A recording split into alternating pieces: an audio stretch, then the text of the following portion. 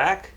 Today we're going to continue our series, Understanding How to Offer Useful Critique of Data Visualization. Again, this helps us help other people, whether they are friends that are just seeking some guidance or some help in their creative endeavors, whether we're on a team where we're trying to better a design for the entire team and we all benefit, or whether we're just trying to learn a little bit about data visualization by looking at the ones we find out in the wild and using this thought process to help us understand what we might be trying to do in our own data visualization. And today we're going to have another look at pie charts, because that's again the most recent charts that we have made is pie charts looking at parts of a whole.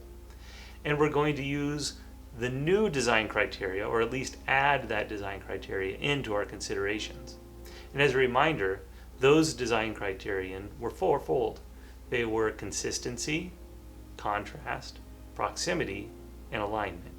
And so we're going to see how we can use our awareness of those to help add richness and depth to our critique and appreciation of other data visualizations. So let's have a look at this pie chart here. When I look at it, again, I might start at the highest level, which is simply, does this allow us to accomplish what it is we're trying to accomplish? Does it allow us to do it quickly and easily? In this particular case, I would say probably it allows us to accomplish what we're trying to accomplish. It's not the best, but it's not the worst. This is, of course, provided that we know what these acronyms mean, which I don't, but presumably if you were into European parliamentary politics, you would. And so then I would say I can assign this pink to this pink, this red to this red. I can assign this yellow to that yellow. So I can make all the assignments that I need to, and that does then allow me to actually accomplish this task. However, it doesn't allow me to do it super easily. And part of the reason is that I still have to look back and forth, and I have to make a decision. Is this pink, or that one? And yeah, I can figure it out, but it makes me stop and think.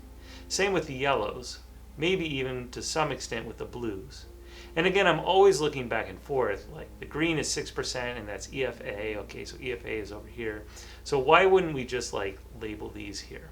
So I think it could be made easier. And there's several choices that we could do to make it a little bit easier to understand. We have a language at this point to actually talk about this a little bit more precisely. So let's go ahead and do that with the 4 basic design criteria that we have.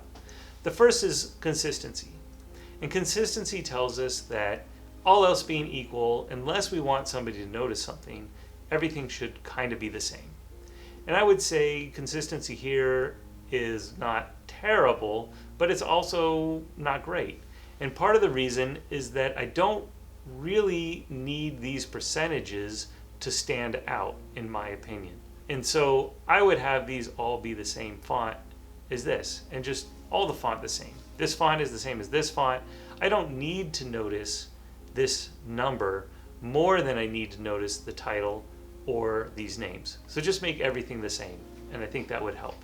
Again, the consistency and contrast are sort of two sides of the same coin, and so we don't need contrast with this number, so make it the same. That does lead us to contrast, and I think there are some contrast issues. In part, these 2 yellows are too close together. These 2 reds are too close together.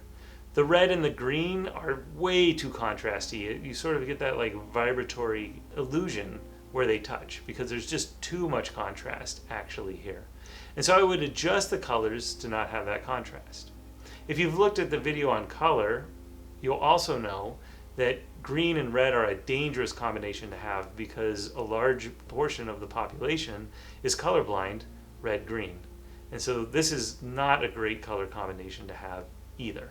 But that's a slightly different point. So in terms of contrast, I would make sure that the colors are easier to tell apart. I think that leads us to ideas of proximity. In fact, one of the major problems we have is a problem with proximity. It is nice that the numbers that give us the actual values are next to the slices. That's a nice use of proximity. But a breaking of the principle of proximity is the fact that then I have to look all the way over here to see this is ELDR. And instead I should just take ELDR and put it next to the thing that it labels. By improving the proximity, we'll improve the readability and the overall goodness of this design.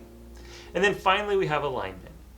There are a few alignment problems in my opinion One is definitely sort of this spacing here of the letters where they don't align quite right. And another is that the European Parliament election is actually, the way Excel defaults would be to center it in the entire frame. So there's actually a frame around this that incorporates the pie chart as well as the legend.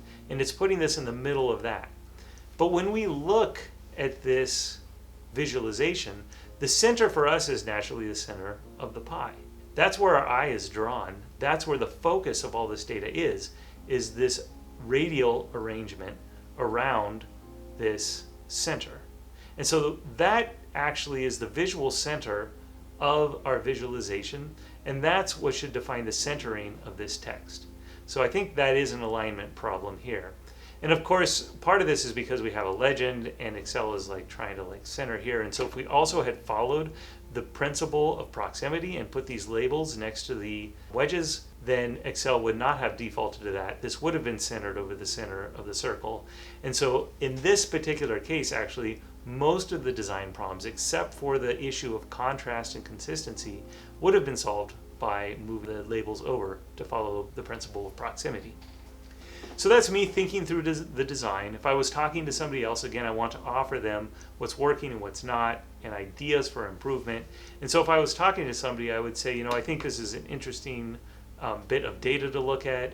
For me, I don't know what these are, so I might consider whether your audience would know what they are.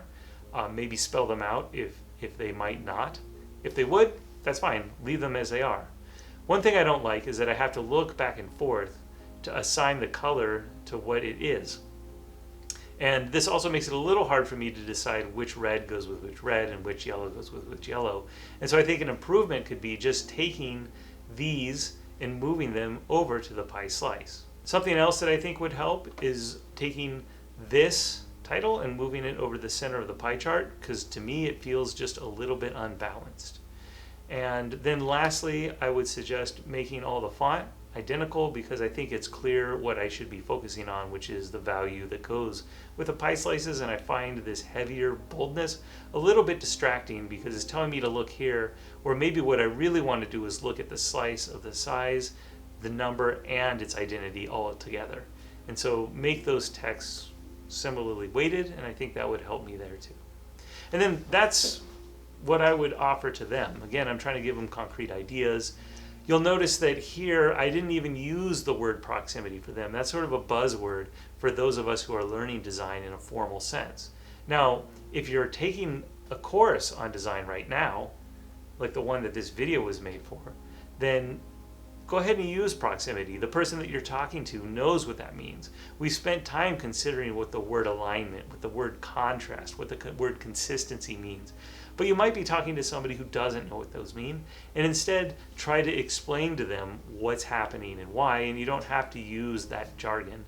That'll make your critique a little bit more accessible and a little bit more successful. So with that, I think we're done looking at this critique for today. Hopefully that's clarified a little bit how we might use the 4 principles that we've seen so far in order to offer yet a more detailed critique that can help others or ourselves in a team improve data visualizations, or just when we're again consuming data visualizations, get a better appreciation for how these pieces move together, how one has good design of data visualization that might be more engaging for us in the future.